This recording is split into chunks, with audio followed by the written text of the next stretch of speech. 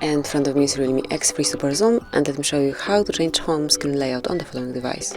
So as you can see, this is the current layout of mine, and if you want to change it, just open the settings, find and select home screen and wallpaper, and then click on home screen layout.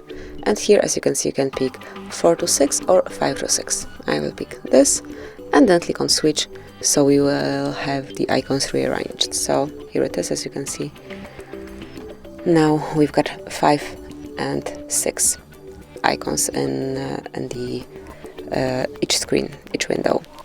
Actually, it's like, yeah, okay, so it's 5 here and 6 here. Recently it was like 4 and 6. And this is it, this is how you can change it. Thank you for watching. Please subscribe our channel and leave the thumbs up.